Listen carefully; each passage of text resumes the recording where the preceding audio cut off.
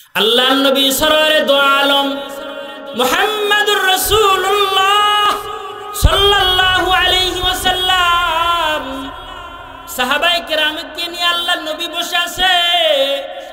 এমন সময় বৃদ্ধা একজন নারী লাঠি ভর দিয়া দিয়া আল্লাহর নবীর সামনে হাজির হয়ে গেছে। আল্লাহর নবী সরওয়ারে দো আলম সাল্লাল্লাহু আলাইহি ওয়াসাল্লাম সঙ্গে সঙ্গে সাহাবীদের মজলিস থেকে উঠে আল্লাহর নবী একটু দূরে চলে গেলেন। আল্লাহর নবীর মোবারক দেহের সাথে যে চাদরটা পেছানো ছিল, আল্লাহর নবী সরওয়ারে দো আলম সঙ্গে সঙ্গে চাদরটা দেহ থেকে খুলে জমিনে বিছায়া দিলেন। মহিলার সাথে আল্লাহর নবী কথোপকথন করলেন, সেবা করলেন, খেদমত করলেন। মহিলা চলে গেলেন। সাহাবায়ে কেরাম বলে, ও সরকার, এই যে নারী একজন আসলো, আপনি আপনার মোবারক চাদরটা জমিনে বিছায়া দিলেন, তাকে আপনি আপনার চাদর মোবারকে আপনি বসতে দিলেন। পয়গম্বর, এমন নারীকে, এই নারী আপনার কিছু হয় নাকি? আল্লাহর রাসূল বলে, উনি আমার দুধমা হালিমাতুস সাদিয়া।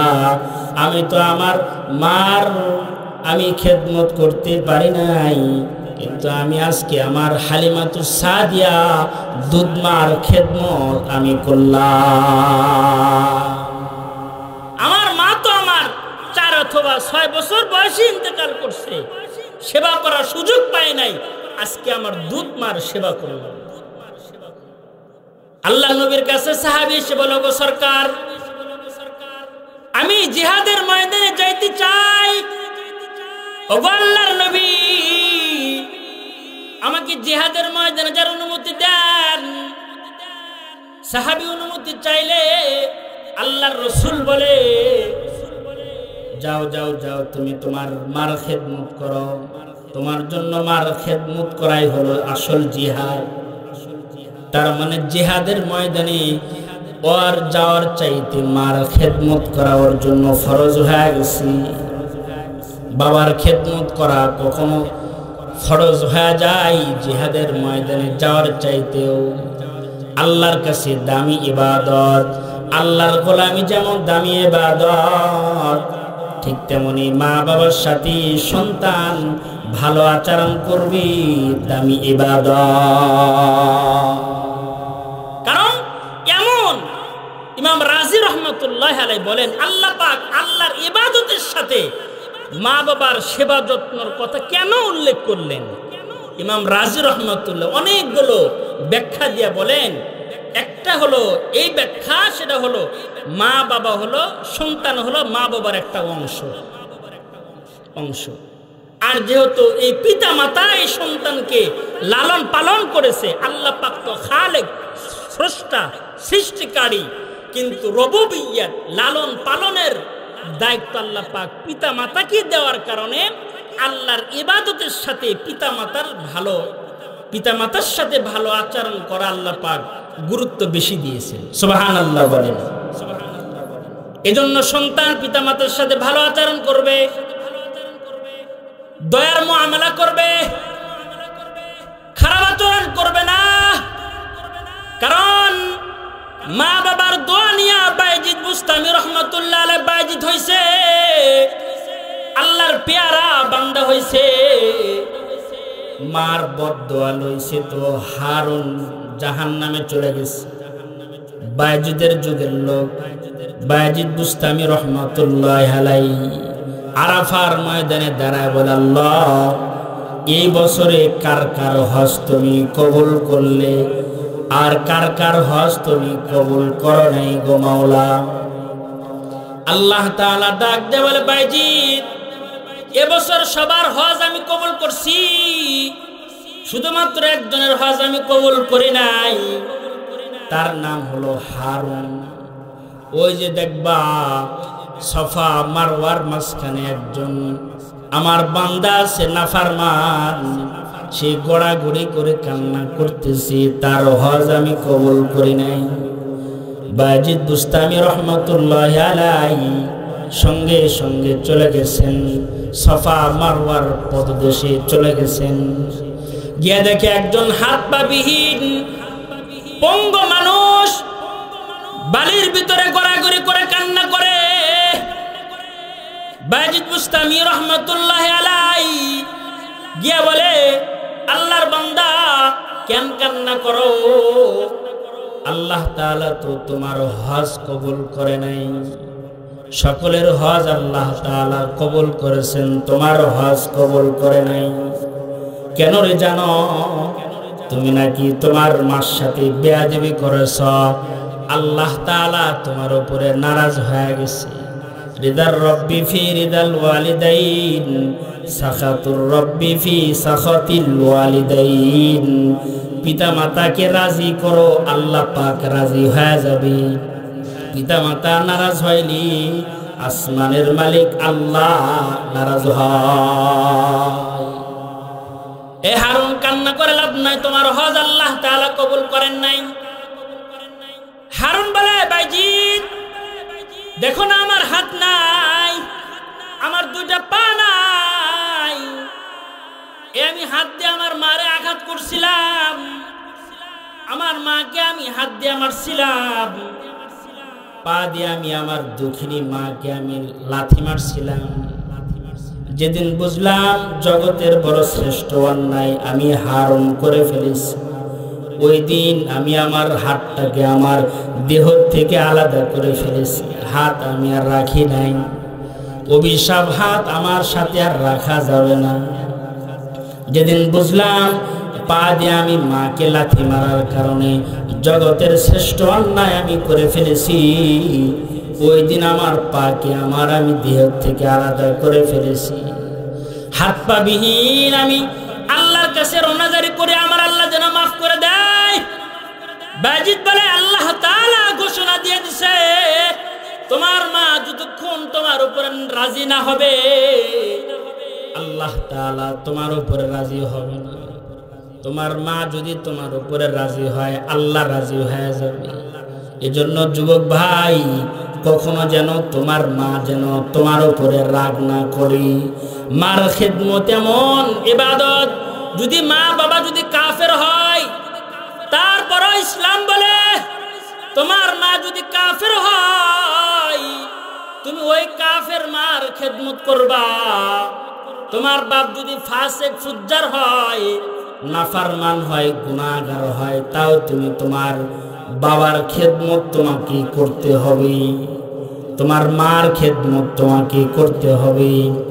আবু হুরায়রা রাদিয়াল্লাহু তাআলা আল্লাহর নবীর দরবারে এসে বলে, ওগো আল্লাহর নবী, আমার মা এখন ইসলাম গ্রহণ করে নাই, আমি আপনার দরবারে আসি, আমি আপনার কাছে এসে ঈমান শিখি, হাদিস আপনার হাদিসগুলো আমি মুখস্থ করি। পয়গম্বর, আমার মা আমাকে মারছে, বিচার করেন, আমার মা আমাকে আঘাত করছে। আল্লাহর রাসূল বলেন, তোমার মা যেহেতু তোমাকে মারছে, মা এবং ছেলের ব্যাপার আমি নবীর কোনো কিছু করার নাই। হযরত আবু হুরায়রা বলে, পয়গম্বর বিচার নাই করলেন, একটু আমার মার জন্য হিদায়াতের দোয়া তো আপনি করেন পয়গম্বর। আল্লাহর রাসূল বলে, আল্লাহুম্মা ইহদি উম্মা আবি হুরায়রা, আল্লাহ তুমি আমার আবু হুরায়রার মাকে ঈমানের দৌলত দান করো। আল্লাহর কাছে দোয়া করছে আল্লাহর নবী, আল্লাহ তুমি আমার আবু হুরায়রার মাকে ইসলামের জন্য কবুল করো, হিদায়াত দান করো। হযরত আবু হুরায়রা এমন দৌড় দিছে, আল্লাহর নবীর দরবার থেকে বের হইয়া, আল্লাহর নবীর দরবার থেকে বের হইয়া বাড়ির দিকে আবু হুরায়রা দৌড়। সকল মানুষ বলে, কি রে আবু হুরায়রা তো একজন বুজুর্গ মানুষ, দৌড়ায় কেন রে? আবু হুরায়রাকে একজন বলে, কি রে আবু হুরায়রা তুমি তো ভদ্র, এরকম লাফালাফি কেন করো, দৌড়াও কেন? হযরত আবু হুরায়রা বলে, ভাই রে, আজকে আমার মার জন্য আমার নবী হিদায়াতের দোয়া করেছে, আমি দৌড়াই, আমার নবীর দোয়া আমার বাড়িতে আগে পৌঁছে না আমি আগে পৌঁছি? আমার নবীর দোয়া কি আল্লাহর কাছে আগে পৌঁছে না আমি আমার মার কাছে আগে পৌঁছি? যা দেখে আবু হুরায়রা কে দেখি মা পাক পবিত্র হইয়া ইসলাম গ্রহণ করার জন্য বাড়ির দরজায় দাঁড়ায় রয়েছেন। আবু হুরায়রা মার সামনে হাজির হয়েছি। মা বলে, আবু হুরায়রা আমাকে তাড়াতাড়ি নবীর কাছে নিয়ে যাও, আমি কালেমা পড়ে মুসলমান হয়ে যাব। তাড়াতাড়ি লও, আমি কালেমা পড়ে মুসলমান হতে চাই। তার মানে মা যদি সন্তানকে আঘাত করে, জুলুম করে, মার কোনো বিচার নাই, মার নামে কোনো সালিশ নাই। এখন তো মা মারবে দূরের কথা, সন্তান মাকে মেরে প্যাকেট করে নদীর ভিতরে ফালায় দেয়, বৃদ্ধ বাবাকে মেরে বস্তায় ভরে পানিতে ফালায় দেয়, জঙ্গলে রেখে আসে। এমন না তোমার মা যদি তোমার জন্য বদদোয়া করে তোমার জীবন হালাক হয়ে যাবে। কারণ আল্লাহ রাসূল বলেন তিনটা দোয়ার মধ্যে কোনো পর্দা নাই, মা বাবার দোয়ার মধ্যে কোনো পর্দা নাই। মা বাবা সন্তানের জন্য যে দোয়া করবে সোজা আসমানে চলে যাবে। সুবহানাল্লাহ বলেন। দোয়া করলেও দোয়া সোজা আসমানে চলে যায়, বদদোয়া করলেও সোজা আসমানে চলে যায়। বদদোয়া করলে আসমানে চলে যায়। কিন্তু আমার মা বোনদের একটা বদখাসরত আছে। বদখাসরত হলো জবানে শুধু বদদোয়া করে, কথায় কথায় সন্তান একটু এদিক সেদিক তো মা বদদোয়া করে দেয়, মানে হাসতে হাসতে বদদোয়া করে দেয়। এরকম না, কারণ মার জবানের বড় দাম। আল্লাহর নবী সরওয়ারে দো আলম সাল্লাল্লাহু আলাইহি ওয়াসাল্লাম মেরাজ থেকে এসে আল্লাহর রাসূল বলে, এই নারীরা, আমি তোমাদেরকে জাহান্নামের আগুনে বেশি পড়তে দেখলাম, কারণ তোমাদের জবান দিয়া বেশি বেশি লানত বের হয়। 2 নাম্বার বদখাসলত, তোমরা শুধু স্বামীর নাশকর হও। সারা জীবন ভালো ভালো কাপড় স্বামী স্ত্রীকে দিয়েছে, কোন কারণে একবার 3 পিসের দামটা কম হয়ে গেছে, কাপড়ের দাম কম হয়ে গেছে, সারা জীবনের নিয়ামতকে অস্বীকার করে, হায় রে কোন ঘরে আমার মা বাবা আমার বিয়ে দিল, কোনোদিন ভালো কাপড়ের চেহারা আমি দেখতে পারলাম না। সারা জীবন ভালো দিছে, একবার একটু খারাপ, সারা জীবনের নিয়ামতকে অস্বীকার। এটা মা বোনদের একটা বদখাসরত। অথবা ভালো মন্দ সারা জীবনে খায়, কোন কারণে একটু ডাল ভাত হয়ে গেছে, কোন বাড়িতে বিয়ে দিল, আলু ভর্তা ডাল ছাড়া জীবনও সয়ে কিছু দেখলাম না। ছোট মাছ ছাড়া তোমার ঘরে আর ইলিশ মাছের চেহারা কত বছরও তারা দেখি না। স্বামীর নিয়ামতকে অস্বীকার করে, এ কারণে নারীরা বেশি জাহান্নামে। তো নারীদের বদদোয়া জবান দেয়া, মা যদি বদদোয়া করে সোজা আসমানে চলে যায়, দোয়া করলে সোজা আসমানে চলে যায়, বদদোয়া করলেও সোজা আসমানে চলে যায়। যেমন দোয়া করছে ইমামে বুখারী রাহমাতুল্লাহ আলাইহির মা। ইমামে বুখারী জন্মের পরে চোখটা আন্ধা হয়ে গেছে, চোখে দেখে না। মা সিজদায় পড়ে আল্লাহর কদম জোরে ধরে বলে, আল্লাহ তুমি আমার সন্তানের চোখ না দিলে আমি তোমার কদম আমি ছাড়বো না। আল্লাহ ও মালিক, তুমি আমার সন্তানকে চক্ষু দান করো। আল্লাহ আমার সন্তান অন্ধ, আল্লাহ তুমি তো সব কিছুর কাদের মতলব। আল্লাহ তুমি চোখ না দিলে আমি তোমার কদম ছাড়বো না। মা যখন সন্তানের জন্য দোয়া শুরু করছে, আল্লাহর কদম জোরে ধরে যখন মা চোখ দিয়া পানি ফেলতেছে, আল্লাহ তাআলা সঙ্গে সঙ্গে ইমামে বুখারীর আল্লাহ পাক চক্ষু দান করে দিয়েছেন। সুবহানাল্লাহ বলেন।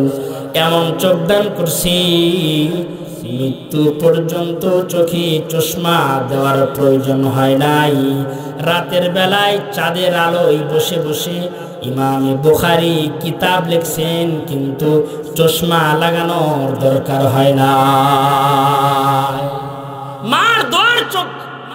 মার দোয়ার চোখের এত পাওয়ার, মৃত্যু পর্যন্ত চশমা ব্যবহারের প্রয়োজন হয়নি। বরং মার দোয়া হলো পাওয়ারফুল দোয়া। মার বদদোয়া পাওয়ারফুল বদদোয়া। দোয়া করলে যেমন আসমানে চলে যায়, বদদোয়া করলে আসমানে চলে যায়। যেমন আল্লাহর রাসূল বয়ান করেন, হাদিসে পাকে আল্লাহর রাসূল বলেন, জুরাইজ নামক একজন আল্লাহর আশিক বান্দা, নামাজি বান্দা, ইবাদত গুজার বান্দা। জুরাইজ নামাজ পড়তেছেন, বিবাহ শাদী করে নাই, আল্লাহর গোলামি করার জন্য বিবাহ শাদী বর্জন করেছে। বিবাহ করলে বিবি বাচ্চার খাবার জোগাইতে হবে, টাইম নাই, আমি আমার মাওলার গোলামি করব, মরণ পর্যন্ত আমি আমার মাওলার গোলামি করে হায়াত কাটায় দিব। বিবাহ শাদী করেন নাই, দূরে চলে গেছি জঙ্গলে বাড়ি ঝুপড়ি বানায়া আল্লাহ তাআলার গোলামি করতেছেন। হঠাৎ করে একদিন মা সাক্ষাতের জন্য জুরাইজের দরজার সামনে হাজির হয়ে গেছে। ডাক দিয়ে বলে, জুরাইজ দরজা খোল, জুরাইজ দেখ না তোর মা তোর সাথে দেখা করার জন্য আসছে। জুরাইজ বলে, সালাতি ওয়া উম্মি, আমি আমার নামাজ পড়ি, মাওলার সামনে দাঁড়ায় কথা বলি, পিছনে আমার মা দরজায় ডাক দেয়, কার ডাকে সাড়া দিব? হযরত জুরাইজ নামাজ ছাড়েন নাই, মার কথা শোনেন নাই, দাঁড়ায় দাঁড়ায় নামাজ পড়তেছেন। লম্বা নামাজ, আমার আপনার নামাজের মতো নামাজ না। আমাদের নামাজ হলো মসজিদে যায় সবার পরে, বের হয় সবার আগে, যায় সবার পরে কিন্তু আসে সবার আগে। কোনো মতে শুধু মাথা জমিনে ঠেকায় উঠায়, সেজদা হলো কি না হলো, রুকু হলো কি না হলো খেয়াল নাই, ও চিন্তাও আমাদের নাই। কিন্তু জুরাইজ আল্লাহর পেয়ারা বান্দা, ইবাদতের পাগলওয়ালা বান্দা। আরে ইবাদত তো আমাদের ঘরে আর নাই, আমাদের ঘরগুলো রাতের বেলা হয়ে গেছে সিনেমা হল। তার মানে আমাদের ঘরগুলোর ভিতরে সারা রাত টেলিভিশন চলে, গান চলে, নাটক সিনেমা চলে, ঠিক কিনা জোরে বলেন, জোরে বলেন, ঠিক কিনা জোরে বলেন। রাতের বেলা ঘরের মানুষগুলো সব ঘুমায়, কিন্তু টেলিভিশন ঘুমায় না। ঘর হলো সব ঘুমাইছে, টেলিভিশন ঘুমায় না, তার মানে সারা রাত টেলিভিশন চলতেছে। এটা হলো আমাদের ইবাদতের হাল। আর হযরতে ফাতেমার ইবাদতের দিকে তাকান মায়েরা, শীতের রাত লম্বা হয়, হযরতে ফাতেমা রাদিয়াল্লাহু তাআলা রাত হয়ে গেলে, শীতের রাত, পাক সাফ হইয়া মালিকের কদমে দাঁড়ায় যাইতেন, নামাজের মুসাল্লায় দাঁড়ায় যাইতেন, 2 রাকাত নামাজে 1 খতম কোরআন পড়তেন। সুবহানাল্লাহ জোরে বলেন, হয় নাই আরো জোরে বলেন সুবহানাল্লাহ। প্রথম রাকাতে পড়তেন 15 পারা, দ্বিতীয় রাকাতে 15 পারা তেলাওয়াত করতেন। এক রাতে 2 রাকাত নামাজে 1 খতম কোরআন করতেন। নামাজ শেষ করে দেখে সুবে সাদেক হয়ে গেছে, নফল নামাজ পড়ার টাইম শেষ হয়ে গেছে। আল্লাহর কাছে হাত উত্তোলন করতেন আর বলতেন, আল্লাহ ওগো মালিক, তোমার রাতটা কি আর একটু বড় হতে পারে না? তোমার এত ছোট রাত, 2 রাকাত নামাজ পড়তে তো রাত শেষ হয়ে গেল। আল্লাহ তোমার রাতটা যদি আর একটু লম্বা হয়, আমি ফাতিমা আরো নামাজ আদায় করতে পারি। 2 রাকাত নামাজ পড়ে রাত শেষ করছেন, তাদের ছিল ইবাদতের রাত। হযরত জুরাইজ নামাজে দাঁড়ায় আছেন, মা ডাক দেয়, সন্তান বের হ, তোর মা তোর সাথে কথোপকথন করার জন্য দাঁড়ায় আছে। হযরত জুরাইজ নামাজ ছাড়েন না, কিন্তু শরীয়তের বিধান হলো যদি কোনো সন্তান নামাজে দাঁড়ায় যায়, আর যদি মা ডাক দেয়, বাবা ডাক দেয়, আব্দুল কুদ্দুস এদিকায়, সন্তান নফল নামাজে দাঁড়ায় আছে। ইসলাম বলে তুমি নফল নামাজ ছেড়ে দিয়ে তুমি তোমার মার ডাকে সাড়া দাও। সুবহানাল্লাহ বলেন। মার সম্মান ইসলাম কিভাবে দিয়েছেন, বাবার সম্মান ইসলাম কিভাবে দিয়েছেন। নফল নামাজে সন্তান দাঁড়ায় গেলে যদি মা বাবা ডাক দেয়, সন্তান নামাজ ছাইরা মার ডাকে সাড়া দিবে। হযরত জুরাইজ নামাজ পড়তেছে, নামাজ ছাড়েন না। এদিক দিয়ে মা রাগ হয়ে চলে যায়, রাগ হয়ে বলে, জুরাইজ রে, দরজা খুলে মার চেহারা দেখলি না? মৃত্যুর আগে আল্লাহ জানো তোকে জিনাকারিনী মহিলার চেহারা দেখা, খারাপ মহিলার যেন তোর চেহারা তোকে দেখা দেয়। এই যে মা রাগ করে বদদোয়া করছে, কবুল করে নিছেন আল্লাহ। জুরাইজ ইবাদত দিয়া মার বদদোয়া ঠেকাইতে পারে নাই। হযরত জুরাইজের ঘরে কিছুদিন পর মানুষ পাথর মারা শুরু করছে। হযরত জুরাইজ নামাজ পড়তেছে, এলাকার সব মানুষ জুরাইজের ঝুপড়ি ভেঙ্গে বলে, নামাজ পড়ো, মানুষের সাথে খারাপ আচরণ করো, জিনা করো, আর তুমি নামাজ পড়ো। হযরত জুরাইজ বলে, ভাইরে, আমি তো বিবাহ শাদীও করি নাই আল্লাহর গোলামি করার জন্য, আমি জিনা করি নাই, আমি জিনা করি নাই। সকলেই বলে, ওই দেখো তুমি জিনা করো না, ওই যে মহিলার কোলে একটা সন্তান দেখা যায়, এই সন্তান কার? মহিলা বলে, তোমার সন্তান।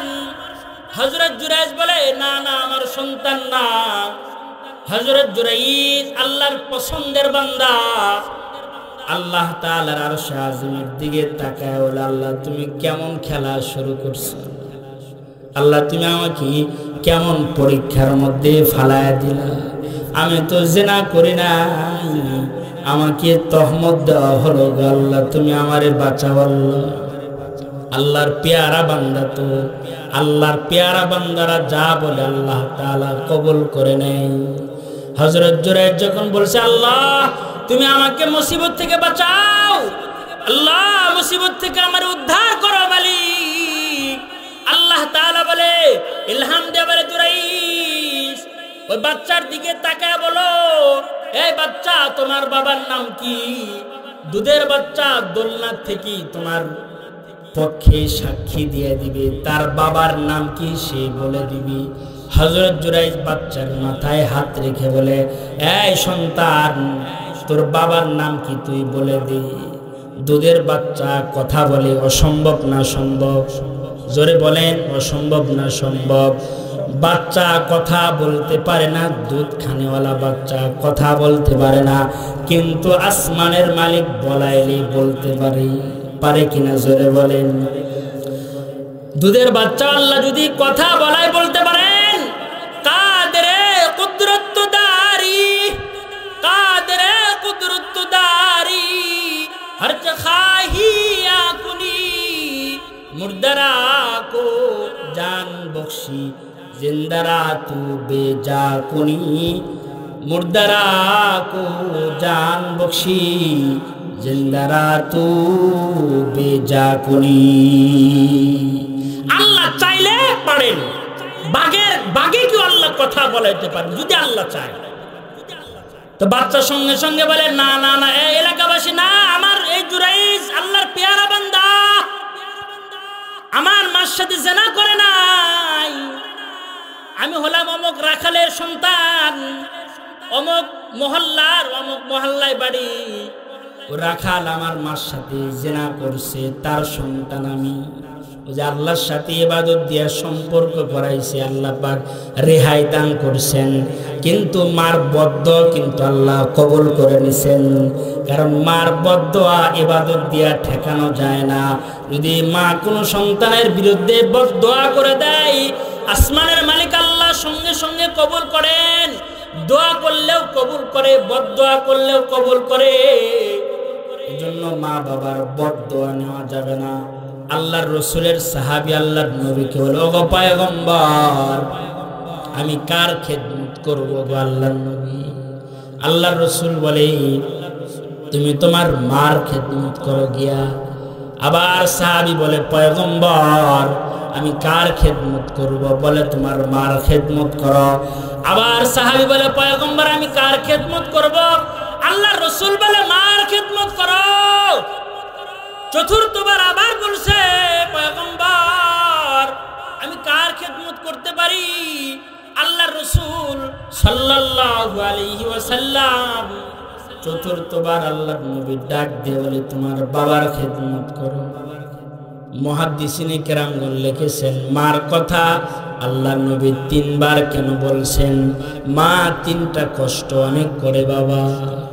মা যখন সন্তান যখন মার গর্ভে চলে আসে মা খাইতে পারে না, মা ঘুমাইতে পারে না, যা খাই বমি করে ফালায়া দেয়। সন্তান যখন মা যখন রাতের বেলা একটু আরামের বিছানায় ঘুমায় যায়, সন্তান হাত পা নাড়াচাড়া করে, পাল লাথিতে মার কলিজায় লাথি লাগে, মা বরদাস্ত করতে পারে না। মা সঙ্গে সঙ্গে উঠে বসে পড়ে, একা একা মা কান্না করে, কোনো মানুষকে বুঝতে দেয় না, স্বামীকেও বলে না, একা একাই মা কান্না করে। সন্তান পেটে থাকা অবস্থায় মা বড় কষ্ট করে। 2 নাম্বার প্রসব করার সময় মা বড় কষ্ট করে। কোনো মা তো মারাই যায়। কোনো মা যদি প্রসব বেদনা ওঠার সময়, বাচ্চা জন্ম হওয়ার সময় কোনো মা যদি দুনিয়ার থেকে বিদায় নেয়, আল্লাহর রাসূল বলে ওই মা সাধারণ তার মরণ না, ওই মায়ের মরণ হবে শহীদি মরণ। শহীদে মরণ তার নসিব হবে। 3 নাম্বার কষ্ট হলো মা যখন সন্তানকে দুধ পান করায় মার অনেক কষ্ট হয়। মার ভালোবাসার ভিতরে কোনো স্বার্থ নাই। একজন মানুষ নিঃস্বার্থ ভালোবাসে মা বাবা, দুনিয়ার সব ভালোবাসার ভিতরে স্বার্থ আছে, মা বাবার ভালোবাসার ভিতরে কোনো স্বার্থ নাই। বাজারে গেলে সব সন্তানরা বিবিরা বাজার ব্যাগের দিকে তাকায় থাকে, আমার জন্য কি আনলো? মা তাকায় থাকে আমার সন্তানটা কি ভালোভাবে বাজার থেকে ফিরছে নাকি। সন্তানের চেহারার দিকে মা তাকায় রয়। দুনিয়ার হায়াতে কেউ যদি মার খেদমত করে, বাবার খেদমত করে, আল্লাহ তাআলা দুনিয়ার হায়াতে নগদ পুরস্কার দেয়। হযরত আবু বকর সিদ্দিক বলে দুনিয়ার কোন মুমিন যদি, কোন মানুষ যদি মা বাবার সাথে নাফরমানি করে, মা বাবার মনে কষ্ট দেয়, আল্লাহ তাআলা দুনিয়াতে নগদে তাকে শাস্তি প্রদান করে। আর যদি খেদমত করে নগদ আল্লাহ পাক পুরস্কার দান করে। আব্দুর রহমান সুফি রহমাতুল্লাহি আলাইহি ঘটনা লেখেন, একজনের 3 সন্তান, 2 সন্তান, 3 সন্তান আছে। বড় সন্তান বাবা বৃদ্ধ হয়ে গেছে, ডাক দে বলে এই ছোট ভাইরা, আমার বাবাকে আমার খেদমতে দিয়ে দাও, আমি আমার বাবার খেদমত করব। যদি আমার বাবাকে আমার খেদমত করার সুযোগ দাও, তাহলে আমি যে মিরাস তোমাদের থেকে পাবো আমি তোমাদের নামে লিখে দিব, বাবার সম্পদ আমি গ্রহণ করব না। আল্লাহর বান্দারা খুশি হয়ে গেছে, বাবার খেদমত করবে, আবার বাবার সম্পদ আমাদের নামে লিখে দিবে, ডবল লাভ। যাও যাও যাও, বাবাকে নিয়ে যাও, খেদমত করো। আল্লাহর বান্দা বাবাকে খেদমত করার জন্য লয়ে গেছে, খেদমত করতেছে। কিছুদিন পর বাবার ইন্তেকাল হয়ে যায়। ইন্তেকালের পরে আল্লাহর বান্দা স্বপ্ন দেখি কে যেন গায়েব থেকে আওয়াজ দেয়, এই আল্লাহর বান্দারে তোর জন্য 1 দিরহাম রাখা আছে অমুক জায়গায়। আল্লাহর বান্দা বলে আমার কোনো টাকা পয়সার দরকার নাই, নাই। দ্বিতীয় রাত্রিতে আবার গায়েবী আওয়াজ কানে ভেসে এসেছে, যাও যাও যাও, তোমার জন্য 10 দিরহাম রাখা আছে, লয়ে লও, তোমার উপকারে আসবে। আল্লাহর বান্দা স্বপ্নে বলে ওই টাকার মধ্যে কি কোনো বরকত আছে?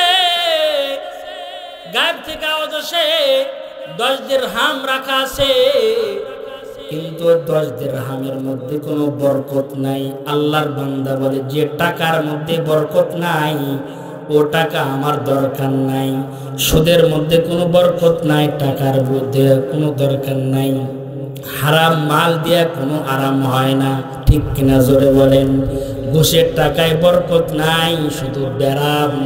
হারাম টাকায় আরাম নাই, শুধু ব্যারাম। হারাম টাকায় আরাম নাই। আল্লাহর বান্দা বলে যেহেতু বরকত নাই, ও টাকা আমার দরকার নাই। তৃতীয় রাত্রিতে আল্লাহর বান্দা আবার ঘুমায় পড়েছে। গায়েব থেকে আওয়াজ আসছে, যাও 1 দিরহাম রাখা আছে, আজকে লও, বরকত হবে। আল্লাহ তাআলা তোমাকে বরকত দান করবে, বরকতওয়ালা টাকা। আল্লাহর বান্দা টাকাটা নেওয়ার জন্য সকালবেলা চলে গেছে। জায়গা মতে গিয়া টাকা নিয়ে আল্লাহর বান্দা বাজারে চলে গেছে মাছ কেনার জন্য। মাছটা কিনা আল্লাহর বান্দা বাড়িতে আনছে। বিবি যখন মাছটা মাঝখান দিয়ে কাটছে, দেখে মাছের ভিতরে একটা দামি হীরা দেখা যায়। ওই হীরার দাম সযুগের বাদশা 70 লক্ষ দিরহাম দিয়ে ওই হীরাটা আল্লাহর বান্দা কিনে লয়। আল্লাহর বান্দা পরের দিন রাতের বেলায় আবার ঘুমায় পড়েছি।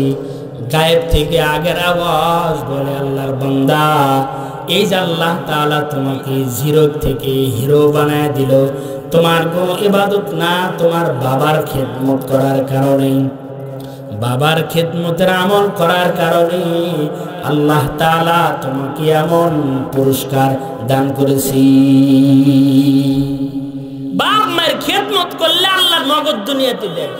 বড় কথা হলো, যদি কেউ আব্বা আম্মার সেবা যত্ন করে, আল্লাহ তাআলা তাকে তার হায়াত বাড়ায় দেয়। সুবহানাল্লাহ, জোরে বলেন সুবহানাল্লাহ। আল্লাহ পাক মাল সামান বাড়ায় দেয়। আল্লাহ নবীর দরবারে একজন সাহাবী, বৃদ্ধ সাহাবী এসে হাজির হয়ে গেছে। হাজির হইয়া বলে, গো সরকার, এই যে আমার সন্তান, আমি আমার সন্তানকে আমার কাছে আনছি, আমার সাথে আপনার দরবারে আনছি। ওগো পয়গম্বর, এই সন্তান যখন ছোট ছিল আমি তার গার্জিয়ান ছিলাম। ওর টাকা ছিল না, আমার পকেটে টাকা ছিল। ওর শক্তি ছিল না, আমার শক্তি ছিল। পয়গম্বর, আমি ওকে আমার কাঁধে উঠায়া আমি তাকে চলাফেরা করাইতাম। কিন্তু আমি বৃদ্ধ হয়ে গেছি। ওগো সরকার, আমার বৃদ্ধ হওয়ার পরে আমার সন্তান আমার পিছনে টাকা পয়সা খরচ করতে চায় না, টাকা পয়সা খরচ করতে বিরক্ত হয়। ওগো পয়গম্বর, আমার সন্তানকে আপনি একটু নসিহত করে দেন। আল্লাহর নবী যুবককে ডাক দিয়ে বলে, যুবক রে, এই যে তুমি তোমার সন্তানকে, তোমার পিতা তোমাকে কত আদর করে লালন পালন করে বড় করেছে। এই সন্তান, তুমি কখনোই তোমার আব্বার সাথে খারাপ আচরণ করবে না। তোমার দেহের শক্তি, তোমার মাল ও দৌলত তোমার আব্বা মালিক। তোমার আব্বার পিছনে তুমি খরচ করবা, আসমানের মালিক আল্লাহ তোমার উপরে রাজি হয়ে যাবে। অনেকে আছে বৃদ্ধ মা বাবাকে খবর লয় না।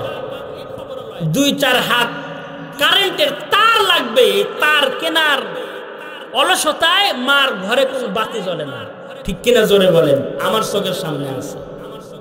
বাবার ঘরে একটা ফ্যান নাই, আছে না? এরকম কথা বলেন না কেন, ঠিক কিনা বেটি? আছে না? বাবার ঘরে একটা লাইটের ব্যবস্থা নাই। বাবা অসুস্থ হয়ে গেছে। ঢাকা শহরে অনেক বৃদ্ধ বাবাজিরা রিক্সা চালায়। আমি চিন্তা করি অবশ্যই এই বাবার সন্তান আদি আছে। চাচা কেমন আছেন? ভালো আছি। সন্তান কয়জন? 3 ছেলে। ভাত দেয় না, খবরও লয় না, খবরও লয় না। এরকম আছে। এরকম যাদের আছে, হাসরের ময়দান আল্লাহর সামনে কোনো জবাবদিহিতে করার কোনো সুযোগ নেই। অথচ অনেক টাকা পয়সা বানান না, আত্মীয় বানায় খরচ করে, বোন বানায়, বাপ বানায়, ভাড়াটা বাপ বানায়, কিন্তু ওই মা বাবার পিছনে খরচ করতে রাজি নেই। বাপ মা ভিক্ষে করে খায়, কিন্তু এই পিতা মাতার পিছনে সন্তান খরচ করে না। অথচ যদি আল্লাহ তাআলা কোন সন্তান যদি পিতা মাতার পিছনে খরচ করে, আল্লাহ তাআলা খুশি হয়ে যায়, আল্লাহ রাজি হয়, আল্লাহ তাআলা রাজি হয়ে যায়। এজন্য পিতা মাতার সন্তানের উপর হক আছে। যে সন্তানদেরকে দিনদার বানাবে, পরহেজগার, মুত্তাকি বানাবে। সন্তানকে দিন না শেখানোর কারণে সন্তান পর্দা চেনে না, সন্তান পিতামাতার খেদমত বোঝে না, পিতার দিকে তাকাইলে যে কবুল হজের সব এ জানি না। আল্লাহ রসুল বলে কোন সন্তান যদি পিতামাতার চেহারার দিকে নেক নজর দেয়, মায়ের নজর দেয়, তাকায়, আল্লাহ তাআলা তাকানোর বদলায় আমলনামায় কবুল হজের সব লিখে দেয়। সুবহানাল্লাহ বলেন। সাহাবী দাঁড়ায় বলে, সরকার, কোন সন্তান যদি দিনে 100 বার পিতামাতার চেহারার দিকে তাকায়, আল্লাহ তাআলা কি 100 কবুল হজের সব দান করবে নাকি? আল্লাহ রসুল বলেন, যদি কোনো সন্তান পিতামাতার চেহারার দিকে নেক নজর দিয়ে তাকায়, আল্লাহ তাআলা তাকে কবুল হজের সব আল্লাহ পাক দান করবে। ঘরে আপনি হজ করার ব্যবস্থা আছে, টাকা নাই মক্কা মদিনা যাওয়ার, ঘরে হজ করেন, আব্বা আমার চেহারার দিকে তাকান, ভালোবাসার নজর নিয়ে তাকান, আল্লাহ পাক নজরে নজরে কবুল হজের সব দান করবে। সুবহানাল্লাহ বলেন। নয় ভালোবাসার নজরে তাকায় না, চোখ গরম করে তাকায়, চোখ গরম করে তাকায়। আল্লাহ তাআলা পিতা মাতার দিকে রাগান্বিত চেহারায় তাকাইতে মানা করছে। আল্লাহ তাআলা শিখায়, বান্দা তুমি তোমার পিতা মাতার সাথে কেমনে কথা বলবা? অকুল্লাহুমা কাওলান কারীমা, ভদ্র ভাষায় তুমি কথা বলবা, আদরের কথা বলবা, হাসি মুখে মিষ্টি মিষ্টি কথা বলবা, ধমক দেওয়ার কথা না, ধমক দেওয়ার মার সাথে কথা না, বাবার সাথে কথা না, আদরের ডাক দিবা আব্বা বলে। বাপ মা ডাক দিলে আদরের ডাকে সুন্দর করে সাড়া দিবা, ধমক দিয়া না। কারণ তোমার বাবা মা অনেক বড় সম্পদ। عن أبي أمامة رضي الله تعالى عنه أن رجلا قال يا رسول الله صلى الله عليه وسلم ما حق الوالدين على ولدي؟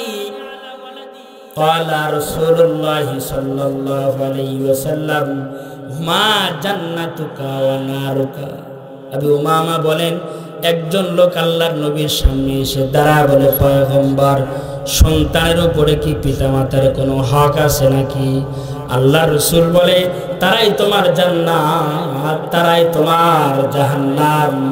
তুমি তাদের সাথে খেদমত করে, ভালো আচরণ করে তুমি তাদের মন জয় করবা, আল্লাহ তাআলা তোমাকে জান্নাত দান করবে। আর তুমি যদি তাদের সাথে বেয়াদবি করো, আল্লাহ তাআলা তোমাকে জাহান্নামের ইন্ধন বানাবে। এই কারণে সন্তানকে দিনের বোঝ দিতে হবে, ব্যাংক ডাকার বোঝ দিতে হবে না। কিরিং কিরিং সাইকেল চালায় এমন শিক্ষা দিলে সন্তান পিতামাতার খেদমত করবে না। ব্যাংক কিভাবে ডাকে, ব্যাংক কিভাবে লাফায়, এভাবে এই শিক্ষা দিলে সন্তান পিতামাতাকে বৃদ্ধাশ্রমে রেখে আসবে, ঘরের মধ্যে জায়গা দিবে না, ঘরের মধ্যে রেখে খেদমত করবে না।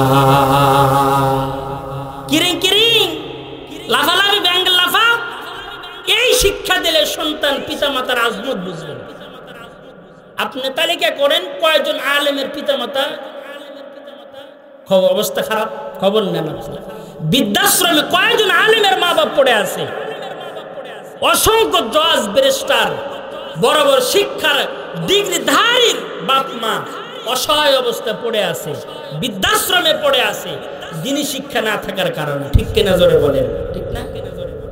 সন্তানকে তো ব্যাং লাভ শিখায়, পিতামাতার খেদমত শিখায়, সাইকেল চালানো শিখায় স্কুলে গিয়ে। আরে সাইকেল তো মাঠের ভিতরে শিখতে পারে, স্কুলে গিয়ে সাইকেল চালানো শেখার দরকার আছে, ব্যাং লাভ শেখার দরকার আছে স্কুলে গিয়া। ব্যাং লাভ তো আর বাড়ির পাশেই ব্যাঙের লাভ দেখতে পারবে, স্কুলে শেখার কোনো এগুলো জিনিস নেই। সন্তানকে দিন শিখাইতে হবে। আল্লাহ তাআলা বলে, ইয়া আইয়ুহাল্লাযীনা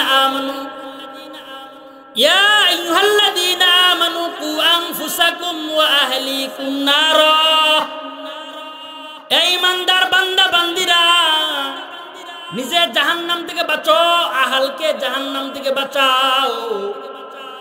তোমার সন্তান তোমার খেদমত কিভাবে করবে? তোমার তো আজমতি বোঝে না, তোমার সম্মান বোঝে না। তোমার সম্মান যদি বুঝাইতে হয়, তোমার সন্তানকে দিন শিখাইতে হবে, তোমার সন্তানকে মাদ্রাসায় পড়াইতে হবে, তোমার সন্তানকে আল্লাহ চিনাইতে হবে, আল্লাহ চিনাইতে হবে। আমাদের সন্তানগুলাকে আমরা আল্লাহ চেনার মেহনত করি না, আমাদের সন্তানগুলাকে আমরা দিন শিখাই না। কিন্তু কুতুবউদ্দিন বখতিয়ার কাকি রহমতুল্লাহি আলাইহি, তার মা যখন কুতুবউদ্দিন একটু বড় হয়েছে, মা সন্তানকে আল্লাহ চিনাই। সন্তান খাবার চাই, মা বলে বাবারে খাবার আমার কাছে না, খাবার আহকামুল হাকিমিনের কাছে চাইতে হয়।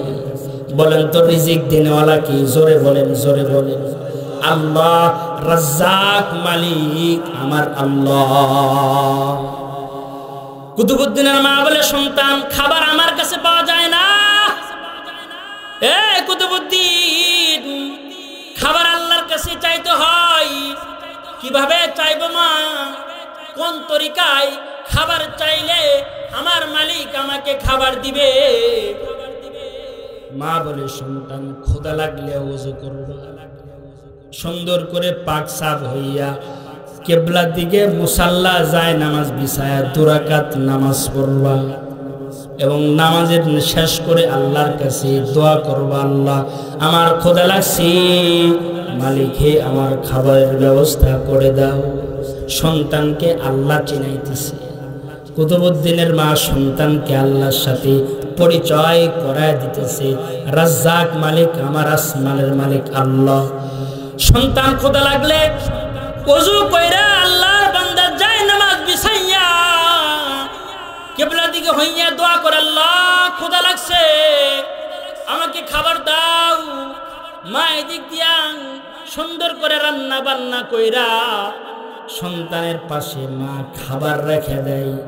সন্তান দোয়া করে যায় নামাজ উঠা দেখে সুন্দর খাবার পিছনে রাখা। সন্তান খাবার খায় আর মার কাছে খাবার চায় না। মক্তব থেকে সে আল্লাহর বান্দা নামাজ পড়ে আল্লাহর কাছে খাবার চায়। হঠাৎ করে কুতুবউদ্দিনের মা খালার বাড়িতে চলে গেছে, বহু দূর চলে গেছে।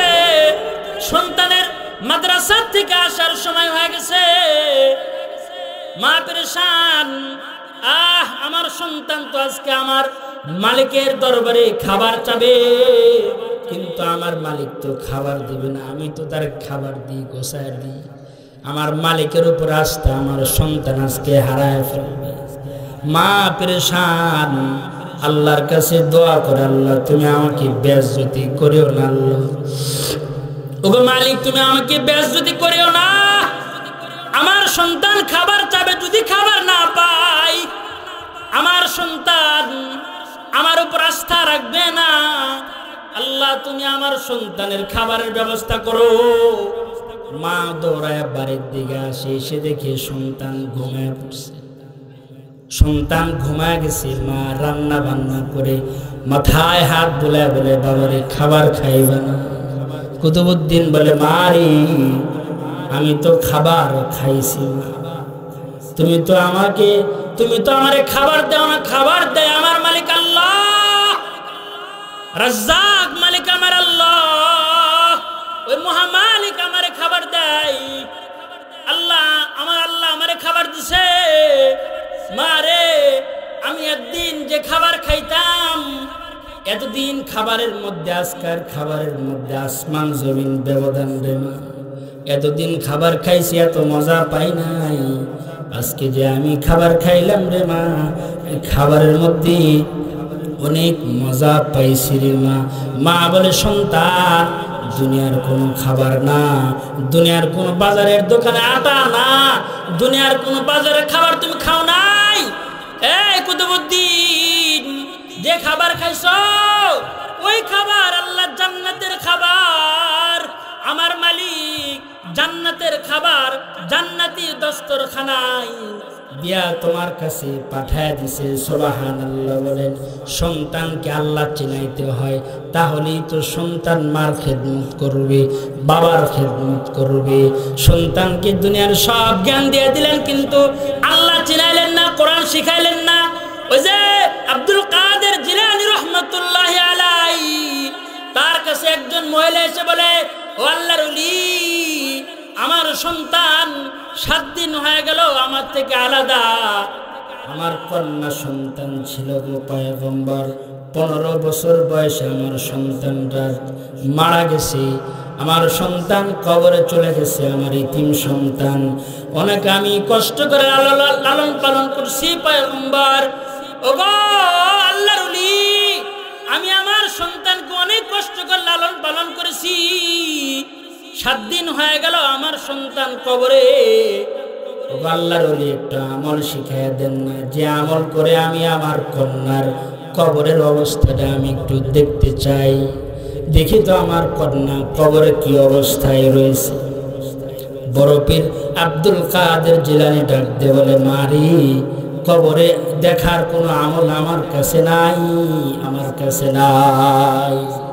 কবরে কি হয়, কেমনে দেখায় তোমারে বলে? আল্লাহর বান্দেও নাসর কয় না, দেখান, এটা আমল শিখায় দেন। বড় পীর তো আপনি আমল শিখান, আমি একটু আমল করে আমার কন্যার কবরের অবস্থা দেখতে চাই। কারণ আমি আমার কন্যাকে অনেক মহব্বত করছি, নিজে না খায় আমার কন্যাকে আমি খাওয়াইছি, নিজে ভালো কাপড় পরিধান করতে পারি নাই, আমার কন্যাকে আমি ভালো কাপড় পরিধান করাইছি। বাবার কষ্ট আমি আমার কন্যাকে কোনোদিন দিই নাই। ওগো আল্লাহর ওলি, একটা আমল শিখায় দেন, যে আমল করে আমি আমার কন্যার কবরের অবস্থাটা দেখতে পারি। আব্দুল কাদের জিলানী বলে, মারি, রাতের বেলায় তুমি যখন ঘুমায় যাইবা মা, ওযু করে ইশারের নামাজ পড়ে, ওযু করে ইশারের নামাজ পড়বা, রাতের বেলা ঘুমের আগে আবার 2 রাকাত নামাজ পড়বা এবং সূরা তাকাসুর তেলাওয়াত করবা।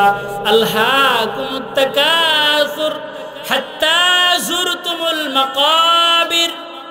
সূরা তাকাসুর 7 বার পড়বা, 7 বার পরে তুমি ঘুমায় যাইবা মা। আল্লাহ যদি চাই তোমার কন্যার কবরের হাল তোমাকে দেখাইবে। আল্লাহর বান্দি রাতের বেলায় আমল করে, প্রথম দিন আমল করছে দেখে নাই, দ্বিতীয় দিন আমল করে ঘুমাইছে। আল্লাহর বান্দি স্বপ্ন দেখি বহুদূর অনেক আগুনের ভিতরে একজন পড়ে আছে, গলায় আগুনের লিলিহান পরানো আছে, শিকল পরানো আছে, বেড়ি পরানো আছে। চিৎকার করে কান্না করে বলে, এ আমারে বাঁচাও, আগুন থেকে আমারে বাঁচাও। আল্লাহর বান্দি বলে, আমি সামনের দিকে আগাইলাম, সামনের দিকে আগায় গেলাম, দেখি আমার কন্যার আওয়াজ, পরিচিত আওয়াজ। আরো আগায় যে দেখি আমার কন্যা আগুনের ভিতরে জ্বলতেছে। আমার ফজরের আজান হয়ে গেছে, আমার ঘুমটা ভাঙছে। সঙ্গে সঙ্গে আমি নামাজ পড়ে আমি আব্দুল কাদের জিলানীর কাছে চলে গেলাম। গিয়া বললাম, আল্লাহর ওলি, এমন আমল শিখা দিলেন, আমার কন্যার কবরের হাল দেখার চাইতে না দেখায় ভালো। না দেখাই তো ভালো ছিল গো আল্লাহর ওলি, দেখে তো বিপদে পড়ে গেলাম, আমার কন্যা তো আগুনের ভিতরে। আব্দুল কাদের জিলানী রহমাতুল্লাহ আলাইহি বলে, মারি, তুমি কি তোমার কন্যাকে নামাজ শিখাও নাই? না, না শিখাই নাই। তুমি কি তোমার কন্যাকে পর্দা শিখাও নাই? না শিখাই নাই। তুমি কি তোমার কন্যাকে আল্লাহর সাথে পরিচয় করা দাও নাই? কোরআন শিখাও নাই? না, না নামাজ শিখাই নাই, পর্দা শিখাই নাই, আল্লাহর সাথে আমার কন্যার পরিচয় করাই নাই। আব্দুল কাদের জিলানী বলে, দুনিয়ার যত মায়া করছো, নকল মায়া করছো, আসল মায়া করতে পারো না। আসল মায়া হলো তোমার সন্তানটাকে জাহান্নামের আগুন থেকে বাঁচানো। আসল মায়া হলো তোমার সন্তানটাকে আল্লাহর সাথে পরিচয় দিয়ে দেওয়া। আসল মায়া হলো তোমার সন্তান নামাজি বানানো, তোমার সন্তানকে নামাজি বানানো। সমাজের ভিতরে এত অশান্তি কেন? সন্তান আল্লাহকে চেনে না। অনেকেই গর্ব করে, হুজুর আমার সন্তান মোবাইল খুব ভালো বোঝে, ফেসবুক চালায়, নাকের ইংলিশ জানে, কানের ইংলিশ জানে, চুলের ইংলিশ জানে, মুখের ইংলিশ জানে, কিন্তু তোমার সন্তান তো আল্লাহ বলতে পারে না, তোমার সন্তান তো কালেমাটা সহি করে বলতে পারে না। খবর লই শুনি, তোমার সন্তান মোবাইল ভালো বোঝে, তোমার সন্তান টেলিভিশন চালাইতে পারে, কম্পিউটার চালাইতে পারে, তোমার সন্তান ইংলিশে কথা বলতে পারে, তোমার সন্তান কি কোরআন পড়ে মালিকের সাথে কথা বলতে পারে কিনা চিন্তা করছো নাকি? এই কারণেই তো আমাদের অধঃপতন, এই কারণে তো আমাদের সমাজের সন্তানরা পিতামাতার আজমত করতে জানে না, পিতামাতার সাথে কথা বলার আদব শেখে নাই, কারণ শেখানো হয় নাই। সন্তানের দোষ না, এ কারণেই তো হাসরের কঠিন ময়দান যেদিন কায়েম হয়ে যাবে, সন্তান যখন জাহান্নামে যাবে, সন্তান দ্বারা বলবে, আল্লাহ আমার একা জাহান্নামে দিবা না মালিক, ওই যে আমার পিতামাতা, জালেম পিতামাতা গুলো কোথায়, যারা আমাকে নামাজ শিখায় নাই, যারা আমাকে কোরআন শিখায় নাই, তারা যদি আমাকে কোরআন শিখাইতো, তারা যদি আমার নামাজ শিখাইতো, তাহলে আমি নামাজ শিখতাম। তারা যদি আমাকে আল্লাহর সাথে পরিচয় করাইতো, আল্লাহর প্রেম আমার দিলে আসতো, আমার একা জাহান্নামে ফেলবা না। জালেম পিতামাতাকে আমার সামনে হাজির করো, ওদের সিনায় পাড়া দিয়া ওদের সহ আমি জাহান্নামে যাব।